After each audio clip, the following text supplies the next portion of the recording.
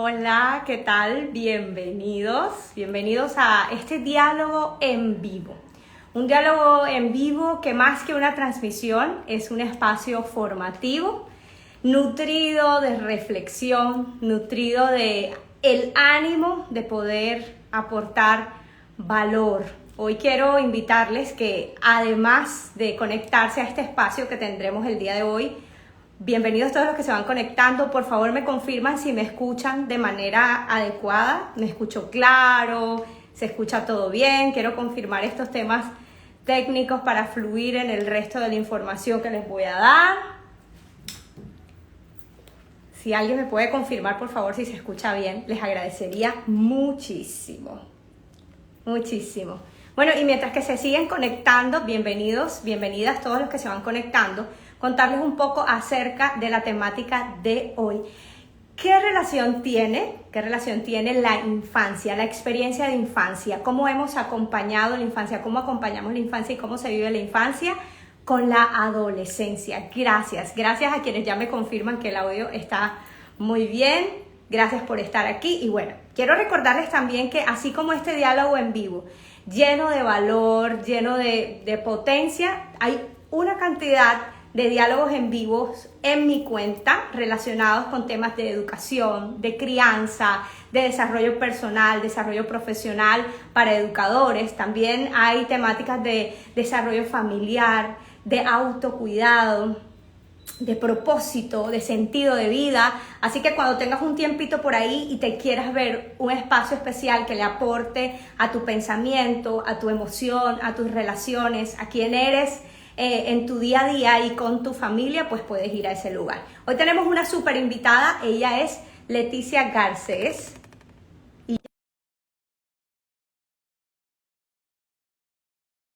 ¿Cuál es la temática de hoy? Voy a ponerlo muy corto.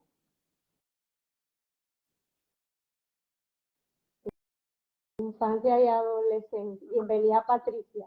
Leticia, Hola, hola, ¿qué tal? ¿Me oyes bien? te escucho muy bien. Bienvenida. Bueno, no sé por qué yo no te miro, pero Déjame, y yo eh, dejo fijado.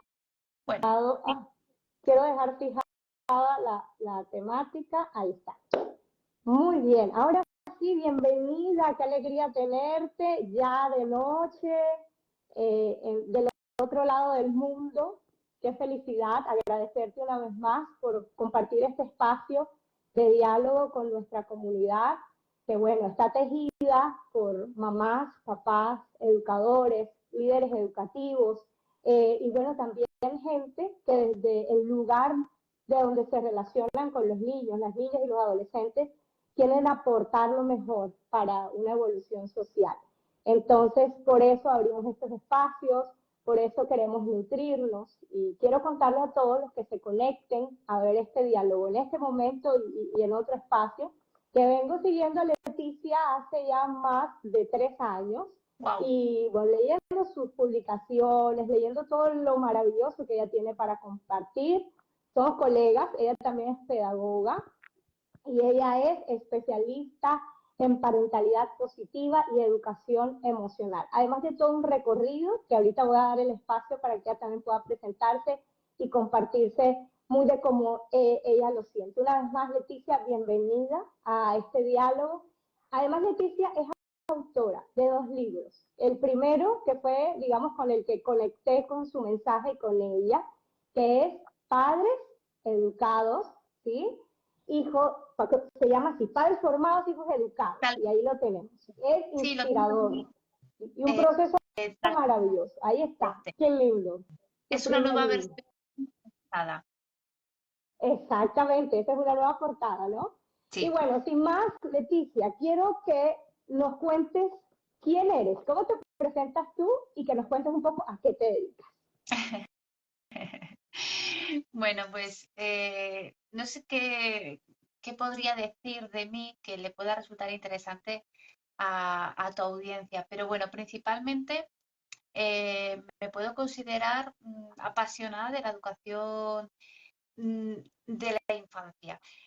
pero como también soy madre, me ha tocado acercarme a la etapa adolescente y que quizás ahora tengo más interés de lo que podía tener hace unos años. Al final, todas las profesionales que tenemos un propósito de vida, un ikigai, un, una motivación, un proyecto personal que lo podemos desarrollar a través de nuestra profesión, mm, nos vamos haciendo a nosotras mismas, vamos un poco tomando un camino en un momento dado, pues por una inquietud, por un interés, por algo personal, en mi caso al principio, para poder entenderme como madre y poder entender a mis hijos. Y como ellos han ido creciendo, yo he ido también madurando, aprendiendo y desarrollándome, me he ido acercando a la adolescencia y ahí he visto que tenía bastante que contar, ¿no? Sobre todo entender que no son dos etapas diferentes, distantes o distintas, sino que es una línea continua y que ambas se influyen. Por lo tanto, lo que hagamos en la infancia nos lo vamos a encontrar en la adolescencia y cuando estemos en la adolescencia nos vamos a tener que acordar de qué se vivió durante la infancia, cómo se nos educó, cómo educamos, para poder comprender muchos comportamientos que nos vamos a encontrar. ¿A qué te estás dedicando en este momento desde ese propósito que nos hablas? Que me encanta que utilices esa palabra. Bueno, pues ya hace muchos años, en 2010, que empecé impartiendo formación a padres y madres, principalmente porque yo veía mis carencias. Y como digo, todos los proyectos personales que empiezan con un propósito y que se pueden convertir en un proyecto profesional, siempre empiezan con una necesidad o con una motivación. En mi caso, la necesidad de entenderme como madre y la motivación de poder encontrar respuestas, ¿no? Con lo cual, desde el 2010, que ya empecé con el proyecto de Padres Formados, que luego todo ese trabajo lo pude recopilar en el primer libro, pues no he dejado de formar a padres y madres. Pero es verdad que quizás los primeros años me dedicaba más a la primera etapa y no la he dejado porque la primera infancia es súper importante, pero por la propia necesidad y porque hay muchos padres que año tras año continúan formándose en grupos conmigo, pues según las inquietudes que tienen, yo me veo en la necesidad o en la obligación de formarme, capacitarme, actualizarme para ofrecerles pues lo que también sus hijos, hijas les van demandando. Con lo cual, mi principal tarea es formar a padres y madres y orientarlos desde el centro de orientación familiar que tengo, que se llama Padres Formados. Qué lindo. Me gustaría que nos compartieras un poco cómo te decidiste a todo ese viaje que llevas principalmente como mamá y también como educadora de otros padres y otras madres. ¿Cómo te decidiste a plasmar esto en tu primer libro? ¿Cómo Qué buena pregunta. dijiste, esto es lo que quiero poner aquí? Sí, sí. Yo suelo decir, a ver, a mí leer, lo que es leer, no es que sea algo que me apasione. A mí lo que me apasiona es aprender. Con lo cual leo mucho porque encuentro en los libros muchas respuestas. Entonces siempre uno tiene que saber qué es lo que necesita o qué es lo que busca. Y yo busco respuestas porque tengo muchas inquietudes. Y los libros me permiten saciar un poco ese hambre por saber, por entender, por conectar con mis propias reflexiones, porque hace muchos años, cuando empezábamos este camino, teníamos unas intuiciones de cómo tenía que ser la crianza. Pero en ese momento no había tantos libros como quizás hay ahora, y solo han pasado 10 años, o si los había no los conocíamos o no era tan fácil saber qué bibliografía consultar, no había tantos referentes, ¿no? Y entonces, igual que yo busco en los libros respuestas, también valoré que un libro era una forma también de plasmar, de recoger todas las respuestas que yo estaba elaborando, estaba de alguna manera construyendo. Y aunque tampoco me considero escritora, me siento más comunicadora que otra cosa, o comunicando, siento que llego más a la gente, escribo todos los días. Y escribo todos los días porque también he encontrado a través de la escritura, he encontrado una forma de llegar a las personas y de transmitir todas las ideas que yo voy generando en mi interior, ¿no? O bien porque como madre me toca reflexionar, porque estoy con muchas madres y muchos padres, escucho a muchos padres las dudas, miedos, inseguridades que tienen cuando llevan a cabo pues su labor educadora. También estoy muy en contacto con docentes y veo que también hay mucha inseguridad, muchas dudas, con lo cual al estar tan en contacto con padres y docentes, al estar tan en contacto conmigo misma también educando a los míos, pues encuentro en la escritura una forma de plasmar todo eso que voy viendo que las familias lo agradecen, conecta con ellas, les ayuda. Con lo cual, escribir para mí pues es una forma de compartir. Qué lindo.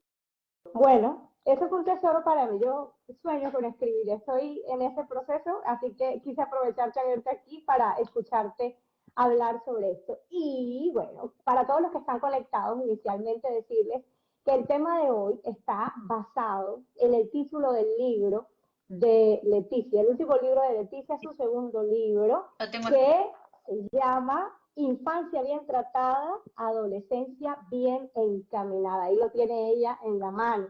Y cuando yo leí el título de este libro, Leticia, debo confesarte que para mí fue como un campanazo bien interesante, porque mis dos hijos están todavía en primera infancia. Mi hija menor tiene 6 y mi hijo mayor tiene 8. Y normalmente vengo acompañando a familias que sus hijos están en esta etapa en primera infancia. Sin embargo, como tú dices, el tiempo va pasando, el desarrollo hace lo suyo y cada vez estos padres que hemos construido una decisión de crianza basada en el respeto, en el reconocimiento, en el amor, estamos adentrándonos en estos nuevos terrenos y qué lindo es poder reconocer cómo lo que hemos construido, abonado, sembrado desde la infancia podrá hacer eco en este proceso que nos viene ahora, que se trata del desarrollo y que no es más, ¿verdad?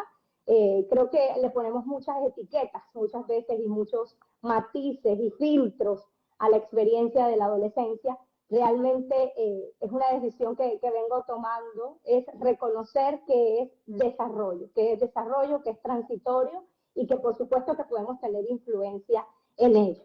Así que bueno, si tienen preguntas acerca de la infancia, acerca de la adolescencia, de la relación que hay entre estas dos etapas, si a lo mejor ustedes tienen un hijo adolescente y en este momento se les genera alguna inquietud con respecto a este tema, no duden en escribirlo, por favor, porque vamos a tener un tiempo especial para que Leticia pueda responder a esas preguntas. Y quiero comenzar desarrollando el tema ya como tal. Tienen tiempo, los que están conectados, de compartir este live con padres de adolescentes o de preadolescentes o de niños y niñas en primera infancia que también van a llegar a la adolescencia y que es muy importante que ellos estén como anticipados de alguna manera con algunos recursos para ir aportando desde ahora. ¿Qué aspectos nos haría decir que existe una infancia bien tratada? Defínenos eso de infancia bien tratada. Comencemos por ahí. Comencemos por ahí. Bueno, pues lo primero que tenemos que tener en cuenta es que no hay una forma igual de bien tratar, ¿sí?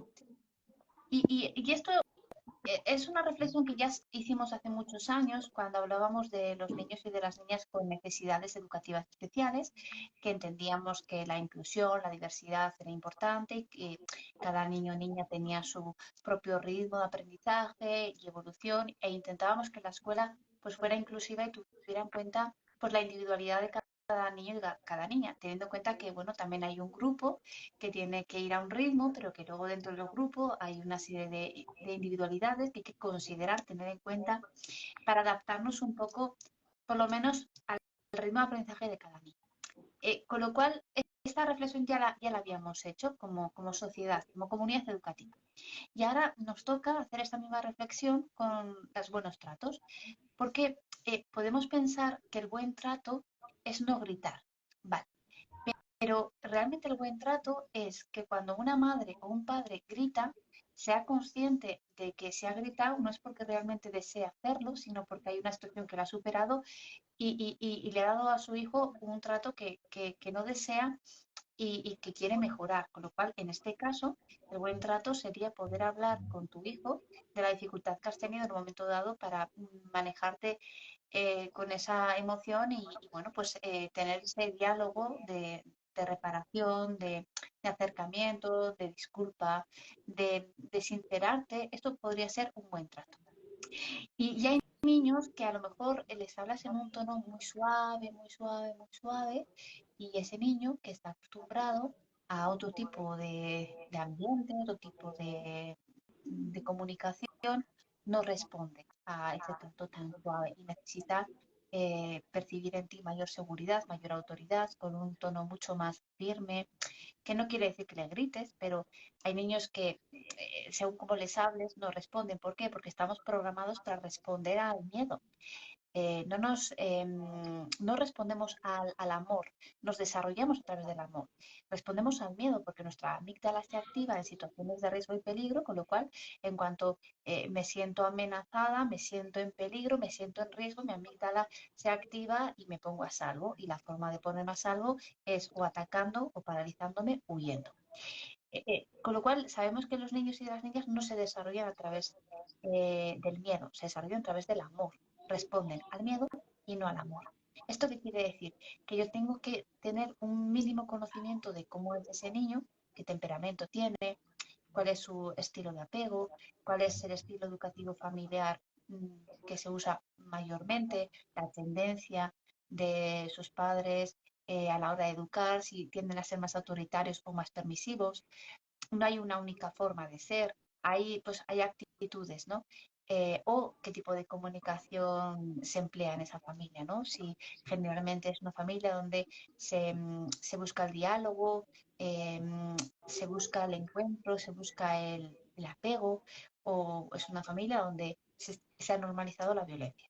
Con lo cual, si yo tengo en cuenta todo esto, o bien como docente o bien como mamá, si yo conozco a mis hijos, cada uno con su forma de ser, su temperamento, su edad, sabré perfectamente, bueno, sabré bastante bien de qué manera transmitirle a mi hijo lo que quiero, comunicarle lo que le pido, insistir cuando necesito que realmente me tenga en cuenta, ser firme, confiar en el tiempo también que ese niño necesita para responder a mis indicaciones, porque hay niños que de primeras es todo no, pero bueno, luego con un poquito de paciencia pues van entendiendo.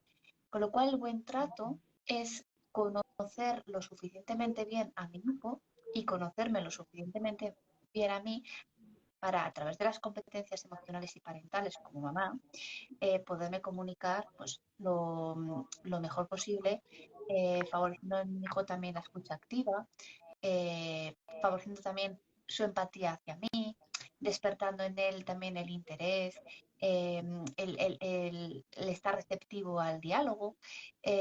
Por tanto, hay que empezar por hacer esta reflexión, ¿no? El buen trato no es tratar igual de bien a todos los niños por igual, es conocer lo suficientemente bien a cada hijo, a cada hija y saber como madre cómo puedo llegar a él de la mejor manera posible, intentando despertar en él también pues una actitud proactiva, una actitud positiva, intentando generar en él también una actitud, digamos, abierta al diálogo, ¿no? Entonces, para mí esto sería de entrada quizás algo interesante que decir. Me encanta. Entonces creo que para recapitular un poco y darle la bienvenida a los que van llegando, estamos escuchando desde el punto de Leticia qué significaría una infancia bien tratada. Y creo que logro rescatar dos puntos muy importantes. Ambos los enlazo con la palabra conexión, ¿sí? Conexión que te permita conocerte y reconocer tus formas y tus posibilidades, pero también conexión que permita conocer y reconocer a ese ser humano que estás acompañando y cuáles son sus realidades, cuáles son sus necesidades y cuáles son sus formas. Y desde ese lugar de conexión y reconocimiento, entonces podremos identificar cuáles son esas formas que van a constituir el buen trato hacia ese ser humano.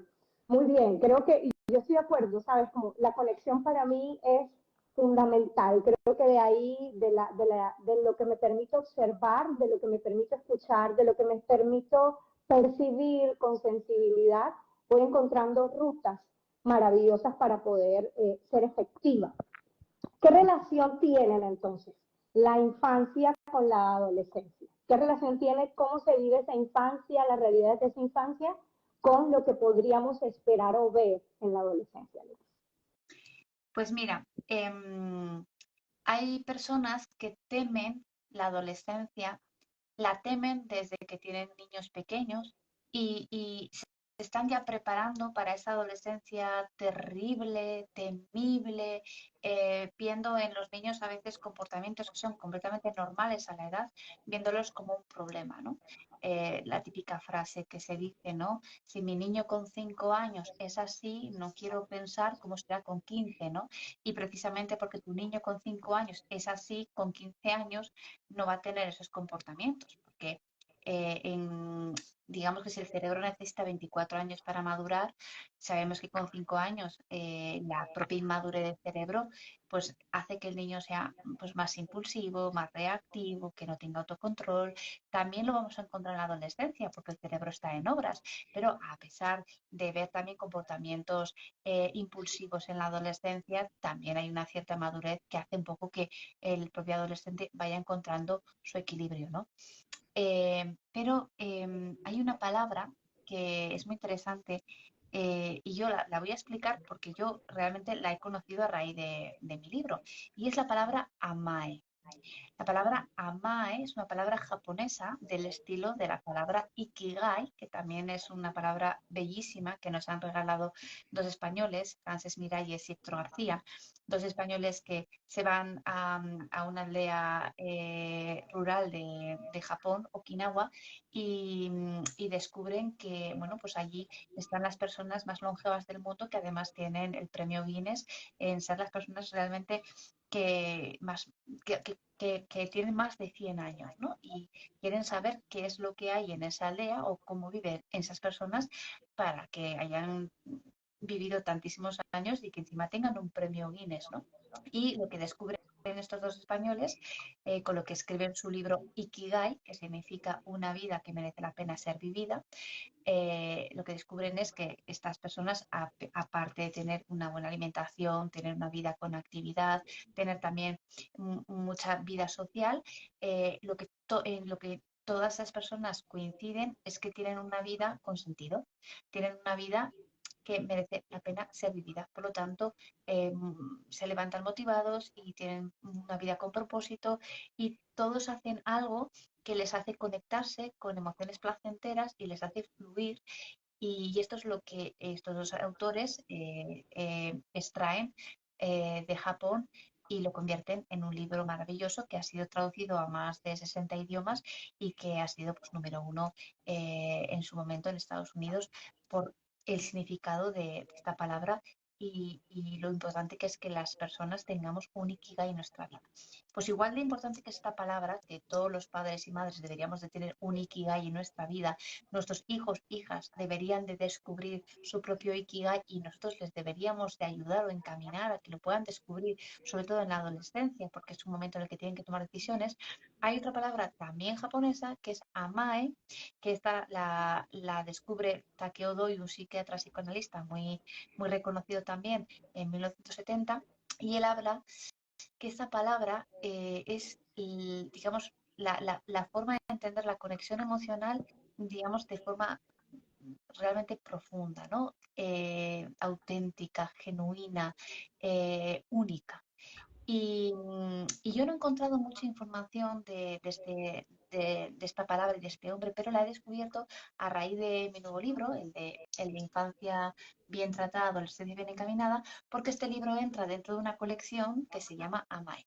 Y lo que viene a decir esta palabra es que hay veces que los niños demandan por parte de sus padres o figuras parentales o figuras de referencia, demandan en un momento dado unos mimos, un cariño, una cercanía, un encuentro, y los padres están por la labor de ceder de alguna manera en esa demanda y de conectar con ellos, aunque sea algo que los niños sepan hacer, aunque estén pidiendo algo que parece que lo estamos consintiendo, parece que lo estamos malcriando, ¿no? ¿Cómo puede ser que en un momento dado me lleven a la cama en brazos, o me laven los dientes, o me hagan la mochila? cosas que los padres pueden creer o dudar, ¿no?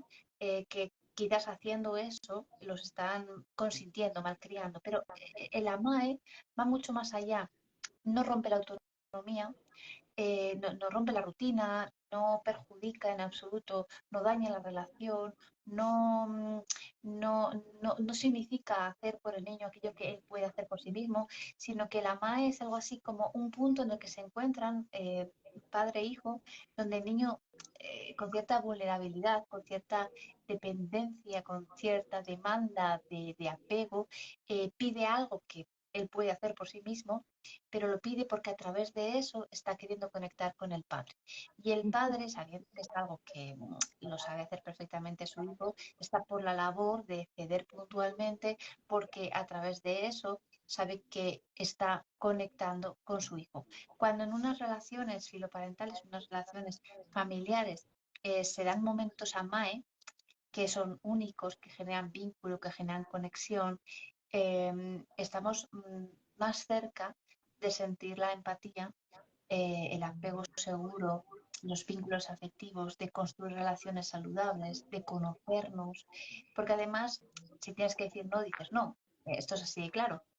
Pero lo interesante es que los momentos AMAE nos permiten conectarnos emocionalmente y, y es una forma de acercarnos, lo cual sería algo así, cuanto más cerca estamos el uno del otro, más experimentamos.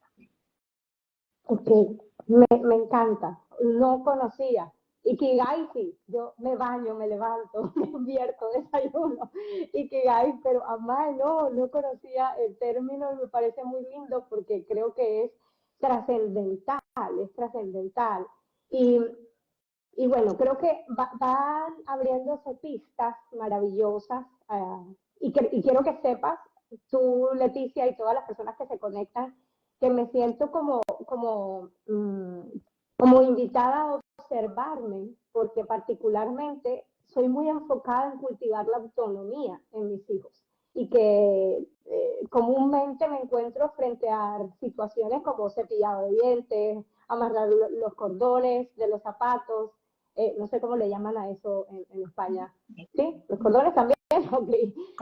Pero me enfrento a estas situaciones donde yo misma tengo que frenarme y tengo que decir, sabes, él toda la vida no vas a estar junto a él necesita aprender a amarrarse los cordones, pero esto que me acabas de explicar me hace ver que claramente he sido eficiente y eficaz a la hora de capacitar a mis hijos para que puedan hacer cosas como esta y que también puedo darme la oportunidad de dar algunos espacios que sean AMAE, entendiendo que mi hijo es capaz, que ya le he capacitado, que ambos sabemos de nuestras posibilidades, simplemente con el ámbito de entregar ese soporte, de entregar esa conexión emocional y de reconocer y de entregar la información para que él reconozca que estoy, que soy y que podemos.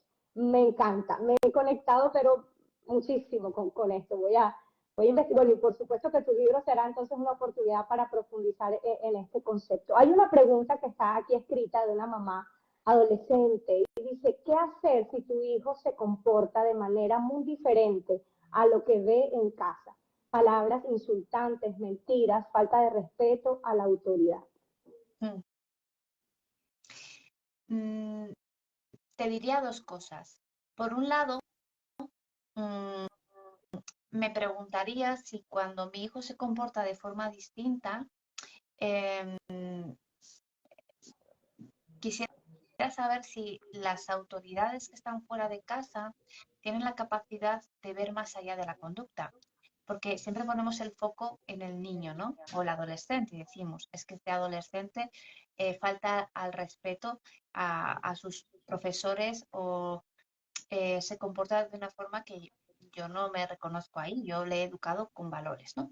Entonces, también hay que aprender a confiar en otras personas, en otros agentes educativos y decir, bueno, si mi hijo tiene una falta de respeto en el instituto, por supuesto que yo como madre tengo que ver un poco qué pasa, pero también tengo que confiar en esas personas, en esas autoridades que también son responsables de su autoridad y entiendo que si hay algún problema, algún conflicto en el aula, pues esa persona está más que capacitada para gestionar ese conflicto, para digamos, vincularse con mi hijo, para conquistar también a mi hijo, porque los docentes, los padres, también tenemos que hacer esa conquista muchas veces del corazón de nuestros hijos y alumnos, porque si no llega un momento que se cierran y ya no confían en nosotros. Y necesitamos que confíen en nosotros, porque necesitamos aconsejarles, guiarles, ser sus tutores de resiliencia. Entonces, esa idea de conquista de la tierra, del corazón de nuestros hijos, tiene que darse, ¿no? Entonces, por un lado te diría que tú no tienes toda la responsabilidad, tú tienes que hacer tu parte como un colibrí, ¿no? Que la historia del colibrí, yo la tengo aquí, un colibrí en un colgante, porque la leyenda del colibrí, yo igual me imagino que ya la conocéis, para mí es una leyenda valiosísima y por lo tanto siempre llevo un colibrí que me recuerda esa leyenda, que si hace falta recordamos la leyenda. Pero la cuestión es que tú tienes que hacer tu parte y luego también tienes que confiar en otros agentes educativos. Si mi hijo se comporta de una forma que no me gusta en otros espacios, también voy a confiar en que esos docentes sepan hacer su trabajo y además un trabajo profesional. Eso por un lado. Y después tengo que entender que lo realmente saludable es que los niños se comporten de forma diferente porque lo que me están diciendo es que hay espacios donde se sienten seguros y no necesitan buscar un lugar, no necesitan a través de un comportamiento disruptivo, molesto, no necesitan hacerse un hueco, sino que en casa pues a lo mejor se sienten seguros o bueno o en casa con que cumplan 4 normas es más que suficiente y hay una convivencia pues medianamente buena, pero fuera el medio es hostil muchas veces y tienen que encontrar su lugar y tienen que integrarse en el grupo y tienen que conquistar a esa persona que me gusta y tengo que intentar ganarme la aceptación de el líder y el día a día se hace a veces difícil para algunos adolescentes. Con lo cual yo tengo que entender que en ese comportamiento, que muchas veces no me reconozco porque yo le educo de otra manera, en ese comportamiento mi hijo me está diciendo cuáles son las batallas que está teniendo, sus dificultades, sus limitaciones, cómo las habilidades sociales muchas veces en el mundo de los iguales no sirven porque a ti te pueden ofender, puedes expresar que te han ofendido y a lo mejor te encuentras una indiferencia. Por lo tanto, cuando mi hijo se comporta de una forma diferente a como yo lo he educado, probablemente está atravesando una serie de dificultades y no está sabiendo cómo sobrellevarlas. Con lo cual, aquí te diría dos cosas. Una, vamos a confiar en otros agentes educativos porque nuestros niños no son solo nuestros y aparte que tampoco nos pertenecen, pero no es nuestra única responsabilidad velar por su desarrollo, es compartida. Entonces, vamos a trabajar en equipo y vamos a delegar también a otros agentes educativos. Y por otro lado voy a preguntarme por qué mi hijo está teniendo tantísimas dificultades para moverse en otros medios. Y luego ya finalmente, si vemos que los comportamientos son muy límite, es decir, hay realmente faltas de respeto y vemos falta de autocontrol y vemos quizás adicciones o vemos eh, gran descontrol, entonces quizás hay que preguntarse que eso va más allá de los comportamientos propios de una adolescencia inmadura y a lo mejor tengo que buscar ayuda, tengo que documentarme, tengo que mm, comentarlo con algún profesional, a ver si se me está escapando algo, porque ya estamos hablando de comportamientos que van más allá de lo educativo y lo educable. Cuando ya hay unas adicciones, hay violencia, hay agresividad, hay descontrol, hay sustancias, pues quizás ya no estamos hablando de educar, estamos hablando de ayudar, de intervenir. Sí, lo que es claro es que siempre lo que observamos en nuestros hijos es un mensaje que necesitamos atender. Quiero rescatar de la respuesta que le has dado a esta mamá dos cosas. Una, la responsabilidad que tenemos los educadores, las instituciones educativas, de contar con recursos, con herramientas, con conocimiento para poder comprender las conductas de los niños, de las niñas, de los adolescentes y poder darle ese acompañamiento de una manera constructiva, que les deje herramientas para el resto de la vida. Otra cosa y esto que acabo de decir, para que los padres podamos tener la confianza en esos otros líderes que entran a ser los maestros, que entran a ser las personas de apoyo psicosocial en las instituciones educativas, ¿no? Entonces, es una responsabilidad muy grande porque la realidad es que no siempre los maestros tienen esas herramientas para poder acompañar y simplemente hay algo de queja y hay algo de el hijo hizo, su hijo hizo, de alguna manera esperando que sea la familia solamente quien atienda. Cuando no analizamos que este tipo de conductas se están manifestando en el ámbito social, educativo, y no reconocemos la responsabilidad que tenemos como maestros, esto pues ya deja un poco ese acompañamiento del adolescente cojeando de alguna manera. Y otra cosa que quiero resaltar es el hecho que nos queda un llamado como padres a ser más empáticos y a reconocer que cuando nuestros hijos están teniendo esta serie de conductas con las que no nos identificamos dentro de los valores familiares, con toda seguridad está una vez más está adoleciendo esas situaciones de acomodación y que no tienen esa herramienta clave para responder de manera adecuada y poder sostenerse, por lo cual comienzan a existir esta serie de distorsiones que afortunadamente se dejan ver y que si se dejan ver, pues nos abrirán el espacio para atender y para acompañar. Hay una pregunta más que dice, tengo una niña muy sensible que llora más que otros niños en el cole. Una de sus profes la acompaña y otra intenta que no llore. Como madre, ¿qué me recomienda? Qué interesante pregunta. Mira, voy a compartir una reflexión personal que llevo haciendo tiempo. Y es que hay veces que la educación emocional debe de generar madurez a nivel cerebral. Pero muchas veces en lo que va generando esa madurez, como necesitamos varios años para madurar y para que nuestro cerebro tenga todas las conexiones neuronales que necesita, en lo que vamos madurando, la educación emocional al principio puede que te haga un poco más vulnerable. ¿Por qué?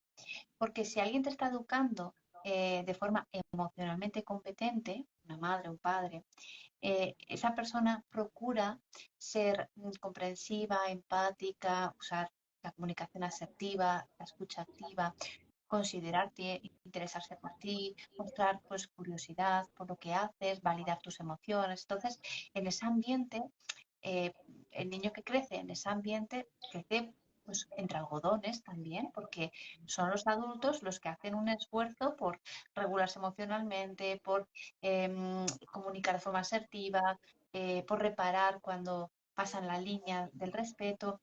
Y ese niño, cuando sale al mundo, a la sociedad, a otros espacios, puede que no se encuentre con adultos emocionalmente competentes, ni adultos que tengan interés en las emociones del propio niño, ¿no?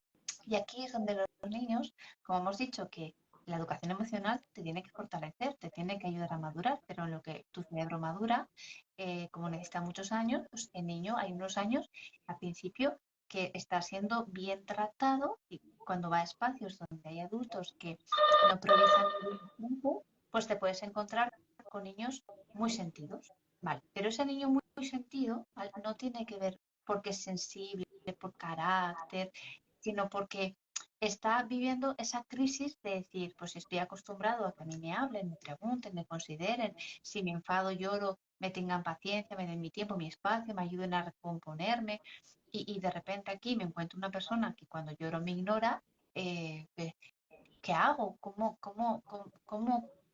consigo equilibrarme si estoy acostumbrado a encontrar la calma con un adulto calmado y de repente aquí me encuentro un adulto que me ignora, ¿no? Entonces, probablemente lloraré más porque no sé qué hacer, porque cuando yo lloro lo que estoy diciendo es cómo me calmo, dónde encuentro esos soportes. Y esto, que en principio es negativo, bueno, es la propia vida. Y al niño tampoco le va a traumar. ¿Por qué? porque al final ese niño pasa muchas horas en su casa y en el colegio pues se va a encontrar diferentes tipos de respuesta, pero bueno, dentro de lo que cabe tampoco está siendo maltratado, sino que no está siendo bien tratado. Es decir, no le están dando una respuesta que le ayude a calmarse, pero bueno, tampoco eso le va a generar un mayor trauma. Y aparte que esto también pues es un aprendizaje de vida, ¿no? Entender que pues, las personas me van a tratar de forma diferente según cómo se sientan, se gestionen o según el compromiso que tengan ellas con esta filosofía de vida, que no es una filosofía al uso, es más bien una ciencia, eh, digamos, es incorporar la ciencia a tu estilo de vida, ¿vale? Entonces, ¿qué te quiero decir con esto? Que a veces es un aprendizaje también en casa escuchar a nuestros hijos las dificultades que tienen con sus maestras y ayudarles también a, a elaborarlas. procesar. ¿Sí? Digo, que ayudarles también a elaborarlas, ayudarles a que ellos puedan comprender un poco de dónde vienen esas acciones, reacciones, formas que tienen a veces los adultos, ¿no? Y Eso. poder ayudarles a que ellos comprendan un poco más. Y también entender, creo yo, Leticia, a nuestros hijos que muchas veces van a ser niños diferentes. Ella dice, lloran más que los otros niños. Y todos los seres humanos somos diferentes. A veces tenemos, digamos, niveles de sensibilidad un poco más altos.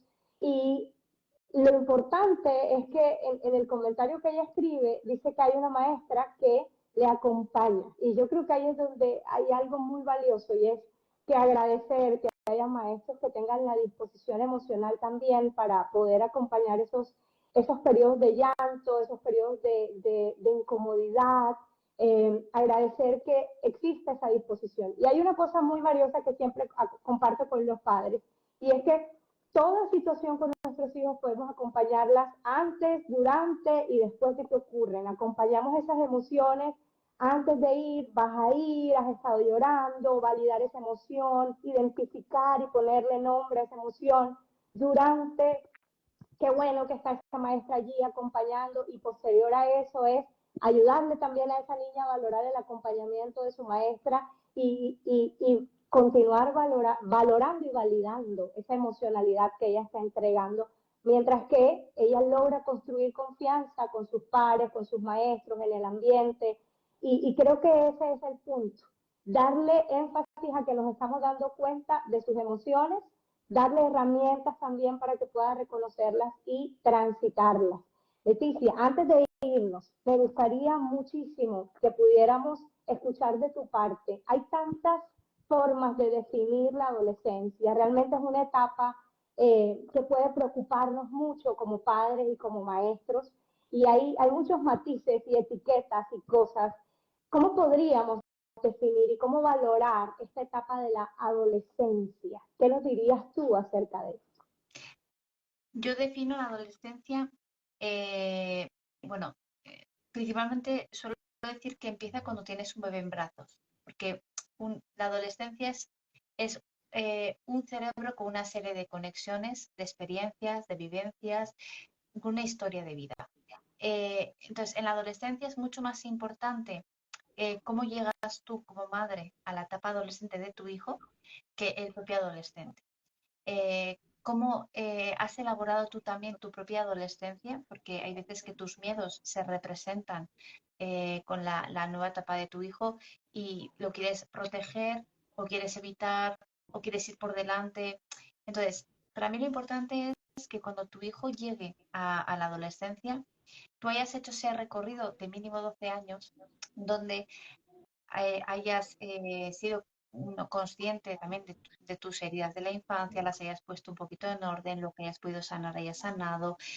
Todo el mundo necesitamos hacer terapia, aunque no todo el mundo tiene que ir a terapia para ello, pero sanar todo el mundo necesitamos, por lo menos ordenar nuestra vida, madurar, eh, mejorar nuestra autoestima y ganar autoridad. Todo esto te lo da el conocimiento. No hace falta ser sabios, pero sí buscar la sabiduría.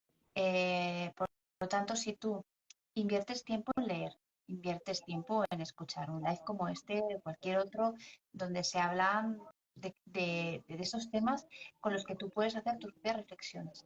Tú vas ganando conocimiento. El conocimiento te aporta la oportunidad también de hacer un autoconocimiento, es decir, el conocimiento me permite conocerme a mí mismo. Eso te ayuda a tener seguridad. La seguridad al final te da autoridad, porque cuando tú tienes seguridad en las decisiones que tomas, porque tienes un criterio, porque valoras opciones, porque si te equivocas, rectificas, no es problema. Cuando tú ganas seguridad, ganas autoridad. Y cuando tú llegas a la etapa adolescente y tienes autoridad, es decir, tienes la capacidad de comunicar lo que necesitas de una forma respetuosa y además respetando perfectamente los ritmos de los demás, de tus hijos, y adaptándote a los cambios, pero sabiendo qué es lo que necesitan y cómo dárselo, pues de repente te encuentras que tienes un adolescente que sigue queriendo escucharte, menos, pero sigue queriendo escucharte, no se desconecta de ti. Ese adolescente ya no le interesa tanto estar contigo, ni tus cosas, ni se interesa por lo que haces, ya no te cuenta lo que hace, pero tiene interés porque te sigue admirando, porque tienes autoridad. Con lo cual, la adolescencia, que es una etapa, la preadolescencia empieza a los 11 más o menos, luego entramos en la adolescencia a los 15 más o menos, 19, 20 el cerebro prefrontal ya ha madurado, 24 ya hemos terminado más o menos de cocer este cerebro maravilloso y ya somos adultos aparentemente o supuestamente maduros, jóvenes maduros. ¿Qué es lo importante en la etapa preadolescente y adolescente? Que tengas la seguridad y la autoridad suficiente como para que tu hijo siga teniendo interés en escucharte. Menos, pero suficiente como para que la conexión siga existiendo. Para que cuando nos necesiten, sepan que pueden contar con nosotros. Sí, es un nivel de autonomía al que los padres de los infantes es posible que tengamos que hacer ese proceso de adaptarnos, de reconocer que ahora ellos tienen mucha más autonomía y que lo interesante es dejar abierto entonces, según lo que dices, un espacio para que en el momento que ellos desde su autonomía lo requieran, sepan hacia dónde pueden y deben dirigirse en amor y en confianza. Bueno, me gustaría que nos compartieras acerca de tu segundo libro, Leticia, háblanos de infancia bien tratada, adolescencia bien encaminada. Háblanos de este libro. Este libro que además, bueno, en México, Colombia, exactamente no sé, pero se puede conseguir en Mercado Libre o en Buscalibros. Hay algunas plataformas que lo están ofreciendo. Realmente no entiendo cómo el título Infancia bien tratada, adolescencia bien encaminada no estaba Tomado ya elegido. antes. ¿Verdad? No lo puedo Está entender buenísimo, está porque buenísimo, te encanta. decía, cuando lo pensé, porque le estuve dando muchas vueltas, yo tenía muy claro que infancia y adolescencia tenían que estar en la misma frase, así como el primer libro era Padres formados, hijos educados, porque era como una fórmula, ¿no? Si yo quiero un hijo educado, tengo que empezar por mí y me tengo que formar, ¿no? Y aquí lo que yo quería era las dos etapas en una misma línea, que era esta infancia que es bien tratada, esa adolescencia bien encaminada, ¿no? Que al final es lo que todos queremos. Y el prólogo de este libro lo ha hecho Rafael Vizquerra, que la conocemos la mayoría de personas. Él es mi profesor y también lo consideramos el padre de la educación emocional, el que inició este camino ya en los años 80, 90.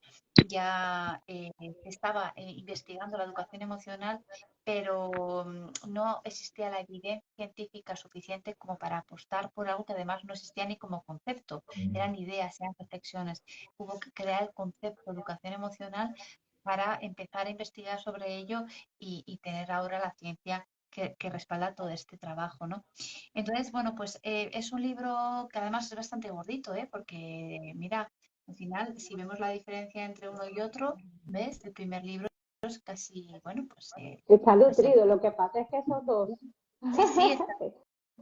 y tiene una letra bastante, tampoco es una letra muy grande, pero es un libro muy fácil de leer. Tiene muchísimo respaldo científico porque yo al final me nutro de muchas fuentes y busco conectar mis ideas con otras personas y leo mucho porque necesito saber, necesito comprender, necesito dar sentido a muchas inquietudes que yo tengo como madre profesional. Y creo que es un libro que puede ayudar a muchas familias porque es un discurso muy sencillo, muy respetuoso con el propio padre, porque no juzga, porque solo invita, porque propone, porque invita a reflexionar y a tomar decisiones, porque si decides tú lo que necesitas, porque has entendido, has comprendido y aciertas, será tu éxito. Y si te equivocas, tendrás la oportunidad de aprender de tu error. Por eso es mejor eh, ir a los profesionales a orientarnos, a aprender, pues como en el centro de orientación que yo tengo, que los padres vienen y aprenden conmigo, pero aprenden para tomar sus propias decisiones. Se trata de que podamos pensar, no que nos digan lo que tenemos que pensar. Se trata de que tengamos oportunidades para reflexionar, espacios como este y como otros tantos para hablar de la crianza, pero siempre sabiendo que eh, todo lo que estoy aprendiendo lo tengo que poner en práctica y eso no va a ser fácil, pero tengo muchos años por delante para intentarlo, ¿no? Con lo cual, este libro que preguntaban por ahí el título, Infancia bien tratada, adolescencia bien encaminada, invita todo el tiempo a entender a la infancia, al infante, para llegar a la adolescencia con la suficiente seguridad y confianza para que pueda enfrentarse a los retos que hoy en día son diferentes a los que nos enfrentamos los demás. Hoy en día tenemos las redes sociales, tenemos la pornografía, tenemos pues, un mundo más global, muchas más influencias, influencers. Entonces ellos se tienen que enfrentar a retos de este siglo, con El, lo cual el tema del otro se amplió, ¿no? Antes nada más que teníamos que pensar en el otro del grupo que tenía en el colegio, en la escuela. Hoy en día el otro es el mundo entero, el mundo entero. Y bueno, quiero decirte, Leticia, a todos los que están conectados, que cuando leí el título de tu nuevo libro, para mí me hizo mucho sentido eh, la posibilidad de conectar estos momentos del desarrollo.